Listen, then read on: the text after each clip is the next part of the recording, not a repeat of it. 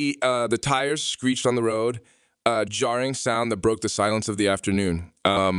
After school, Jake enjoyed riding his bike around the neighborhood. He was small for his age, but had a huge imagination when he was 10 years old. Every ride was an adventure, and every corner was a challenge to overcome. However, on this fateful day, the experience took a turn for the worst. An automobile suddenly appeared out of nowhere, its driver distracted for just a moment. Houses before the hit, Jake hardly had time to notice the metallic flare. Jake was unable to feel his legs as he opened his eyes. Everything around him was in disarray. His bike was lying on the pavement in a twisted position. Someone dialed 911 while the neighbors yelled for aid. Jake's mother, who was running away from their house with a terrified expression on her face, fell to her knees next to him. Please hang in there. Sweetheart, she pleaded. Just hold on. Jake's small body was crumpled and covered in blood, but his eyes were wide open, blinking slowly as he tried to make sense of what was happening. He whined, "Mom, it hurts." Although it only took a few minutes for the ambulance to come, Jake's mom felt like it took hours. The paramedics acted quickly to stabilize him as he was losing and regaining consciousness. Don't leave me. One of the paramedics pleaded as the ambulance doors banged shut. The sirens wailing pierced the air, mirroring the hopelessness that Jake's mother felt in her heart. When Jake's mother staggered into the hospital's emergency wing, still holding her son's bleeding jacket, the first thing she heard was the loud beeping of the heart monitor. The emergency room was a chaotic scene filled with bright lights and rushed voices, and the scent of antiseptic made her feel nauseous. Jake had gone behind a set of double doors with the paramedics, and now all she could do was wait. And to see you moments later, her husband showed up there, his face white and covered in sweat. He questioned, his voice shaking. "Where is he?" she murmured, her voice trembling. They took him in. They told us that they will give us an update soon. No parent should ever have to wait for news like this. The minutes dragged on forever, with the only interruptions being the sounds of hurried footsteps and the distant cries of other patients. Jake's father walked back and forth without stopping, his hands clasped behind his head. His mother sat stiffly in a plastic chair, her fingers twitching as if she were trying to grab hold of something that was not there, something that could bring her son back to her. At last, a doctor came out through the double doors. He wore a calm but inscrutable expression that was a mask of professionalism and revealed nothing. "Are you Mr. and Mrs. Harper?" They both sprang up onto their feet. "Yes," Jake's mother asked, her voice trembling with fear. The doctor gestured for them to take a seat and began to speak. "Your son is stable for now, but his injuries are severe." Neither of them did it. He has broken his pelvis, ribs, and left leg. And there's a lot of bleeding inside his body, but the most serious issue is his spine. The impact caused a lot of damage. The marks were like a punch to the gut. Jake's mother leaned against the chair for support when her legs buckled. Jake's father inquired in a voice that was just above a whisper, "What does that mean?" The doctor was cautious and took his time to choose his words. "It is highly likely that he is paralyzed from the waist down." The room appeared to be leaning to one side. Jake's mother put her palm over her lips, and her eyes were filled with tears. The doctor continued in a serious tone, "But there is more. Immediate surgery is necessary due to the internal bleeding. If he doesn't have the surgery, he will die. However, there is a chance that he may not survive the surgery either." The burden of the decision weighed heavily on them like an avalanche. Jake's father shook his head, and his voice broke. "We have to try. We don't have any other options, do we?" The doctor gave a nod. "Fine, we will get him ready right away." At the moment they were eventually given permission to meet Jake, the sight was nearly unbearable. He appeared out on the hospital bed. His face was pallid, and his blonde hair was matted with sweat. He was surrounded by wires and tubes, and the machines that were keeping him alive were making a steady, regular humming sound. "Mom?" Jake's voice was so quiet that it was almost a whisper, but it was filled with a devastating sense of vulnerability. She took his hand and murmured, "I'm here, sweetheart." She tried her hardest to be strong, but her grin faltered as tears streamed down her face. Jake's eyes were wide as he looked into hers and questioned, "Am I gonna die?" She had to keep her voice calm even as her breath caught in her throat. "No, sweetheart, you're gonna be okay. You're really courageous." Jake's eyelids were heavy, but he nodded slowly even if he didn't seem convinced. He mumbled, "I am tired." As the devices beeped softly around them, his parents watched him sink into a frail sleep, their hearts shattering. They were unsure of how to inform him about the surgery, the potential dangers, or the possible outcomes. However, one thing was certain: they could not afford to lose him in this manner. In the days leading up to Jake's operation, he was overwhelmed with fear and sadness.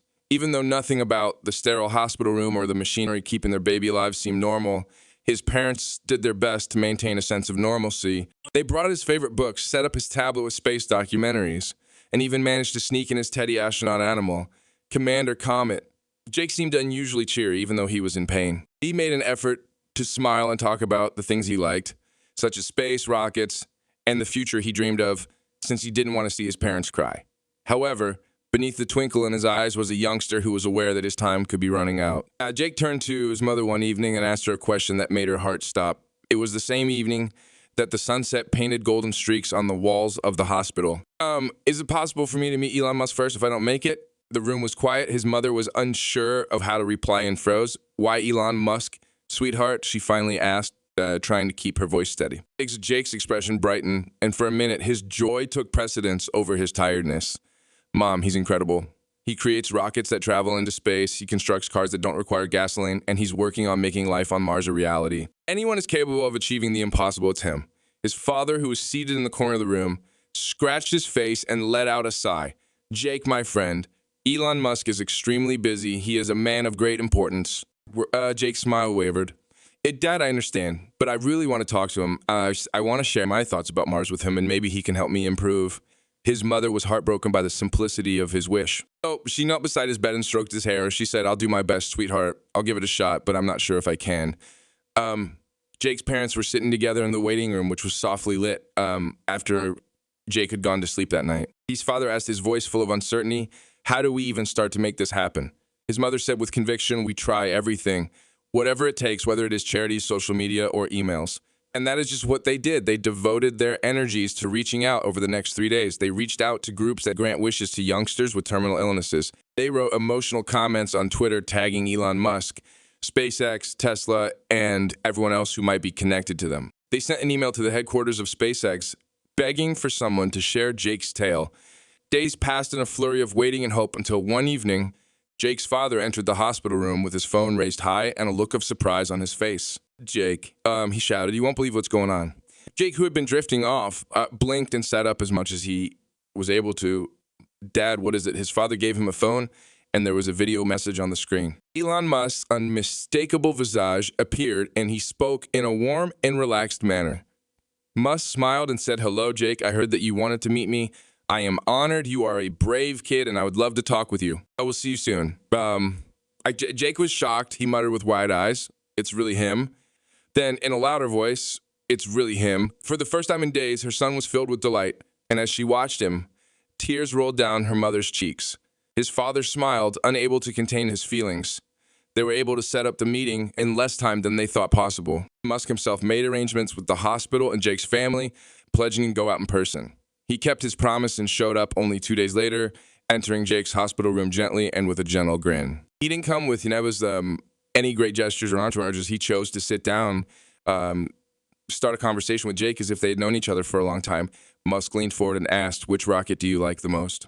Jake said without pausing, Falcon Heavy. However, I believe that it could be even quicker if you were to include an additional booster. Musk laughed in a way that was sincere. You could be correct. I will need to discuss that with my team. Jake forgot about his agony for the first time in weeks. He was not a youngster confined to a hospital bed. He was a future engineer who was sharing his ambitions with one of his heroes.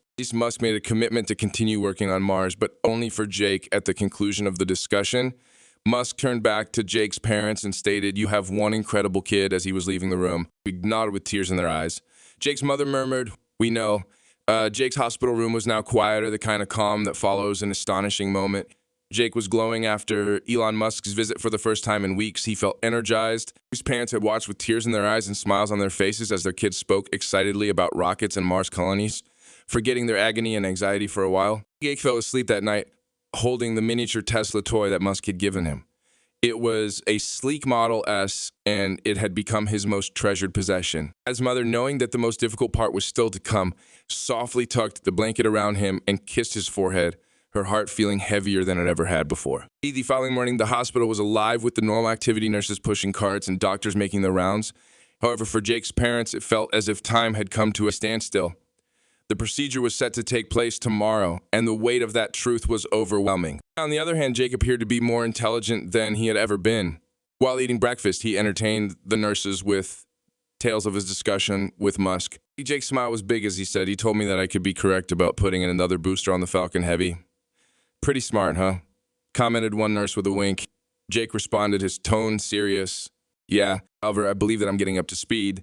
His parents looked at each other, their feelings a combination of pride and grief. Jake's unwavering optimism in the face of such uncertainty was both inspiring and heartbreaking. That afternoon, when the sun was low in the sky, Jake posed the question that they had been dreading. What will happen if I don't wake up after the surgery? The atmosphere in the room changed, and the cheerful attitude disappeared in the blink of an eye. Jake's mother took his hand in hers and perched on the edge of his bed. She started, her voice shaking, "Sweetheart, the doctors are doing everything they can. You are strong and you will get through this." Jake's eyes were wide with concern, even as he nodded slowly.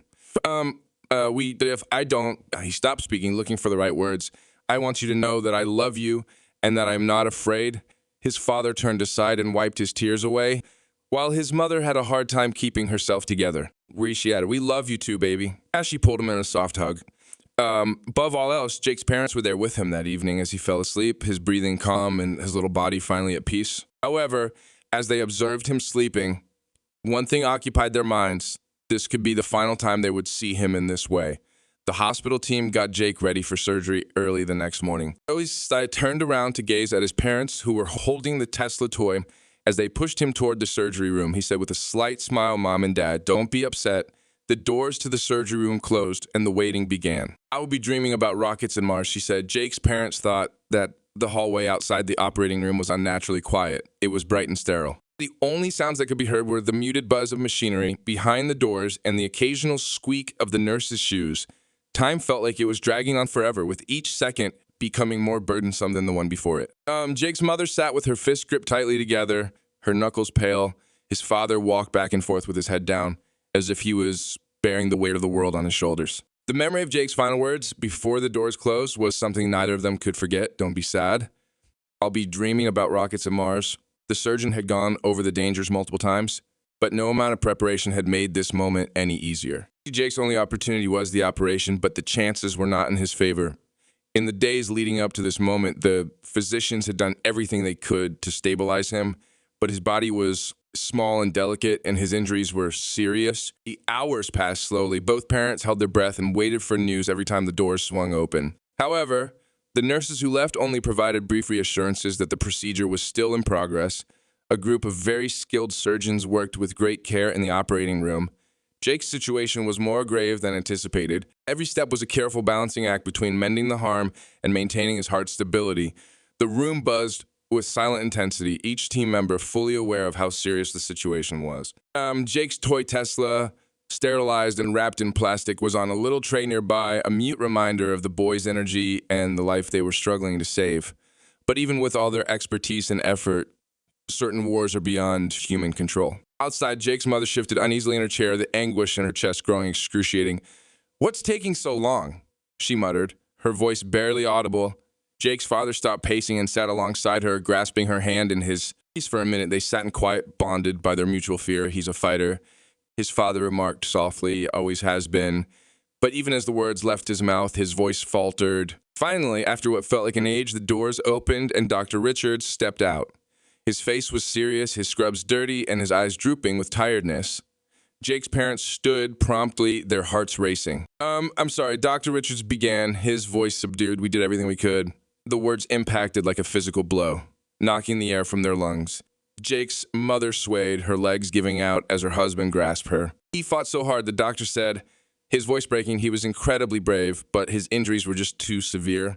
I'm so sorry." Jake's parents clung to one another, their anguish too tremendous to express in words. The death of their son, their bright, inquiring, and hopeful little boy, was a sadness deeper than anything they'd ever known. In the silent aftermath, the hospital room stood empty, save for Jake's miniature Tesla toy, now sitting alone on the bedside table. These visions of rockets and Mars stayed in the hearts of everyone who had the luxury of knowing him, and his bravery left an imprint that would not fade. That's wrong, but Jake's story wasn't over. It was merely the beginning of a legacy that would live on in ways his parents couldn't yet comprehend. The world outside the hospital continued as if nothing had occurred. Cars sped by, people ran down sidewalks, and the sun set in golden streaks. Inside, however, Jake's parents sat in quiet, the weight of their loss crushing down on them like an awful cloud. Jake's mother glanced at the small Tesla toy gripped in her hands, her tears falling onto its smooth surface. He believed in impossible things, she whispered. Her husband, his voice raspy and broken, said he made us believe too. The hospital room was emptier than they imagined possible, but Jake's presence stayed, vivid and unwavering. In the days that followed, Jake's parents were mobbed by friends, family, and even strangers who had heard his story. Messages of condolence flooded in, and the community rallied around them. But no amount of assistance could fill the gap Jake had left. A week later, Jake's father received an unexpected call. On the other end of the call was Elon Musk. His voice was sad, yet his words carried a quiet determination. I heard about Jake, Musk continued, hesitating, as if attempting to find the appropriate words. He was an extraordinary kid. He dreamed big. Jake's father gulped back tears, stunned by the acknowledgement. He adored you, he managed. What was Jake's favorite thing besides space? Musk inquired, his tone thoughtful. Jake's mother replied gently, her voice quivering. He loved dogs. There was stillness on the other end for a moment. Then Musk replied with a firmness that hinted at something more. Let's do something for him, something that will make sure his dreams and his love never fade. 2 months later, a small ceremony was performed in a lovely green field outside the city. The land had been transformed into something extraordinary, a refuge for dogs, with rolling meadows, shady walks, and snug kennels. At the entryway stood a big sign, its letters bold and clear, Jake's Haven. Jake's parents stood together, holding hands as tears ran down their faces. Elon Musk stood beside them, his demeanor serious but proud. This is for Jake, he added softly. He wanted to dream big, and now he's inspiring others to do the same. The sanctuary wasn't simply a shelter. It was a symbol of love, hope, and the legacy of a tiny child who had believed in impossible things. The event gathered crowd relatives, friends, local residents, and even some who had only heard Jake's tale online. They came to celebrate the youngster who had left an indelible impact on their hearts. Musk talked briefly, recalling how Jake's passion for dogs and thoughts of the future had spawned this notion. Jake's mother placed a modest plaque beside the entryway, etched with his words, "Dream big, since the impossible merely means no one's done it yet." As the first set of rescue dogs raced freely across the fields, Jake's parents felt a bittersweet feeling of serenity. Their kid was gone, but his spirit was alive in every wagging tail, every yelp of delight, and every optimistic life spared by Jake's Haven. Jake's dragon taken flight not to Mars, but to the hearts of many people, reminding them that even amid grief, love and hope may shine the brightest. And somewhere, Jake was happy, his imagination still soaring among the heavens. Thank you so much for taking the time to watch my video. Jake's story reminds us of the power of dreaming big, even in the face of life's greatest challenges. I hope it touched your heart as much as it touched mine. If you enjoyed this story, please don't forget to like, share, and subscribe to the channel. Your support means the world to me and helps bring more inspiring and meaningful stories like this to life. However, let's celebrate the human spirit, kindness, and the legacy of incredible individuals like Jake. Stay tuned for even better and more interesting stories to come. See you in the next video.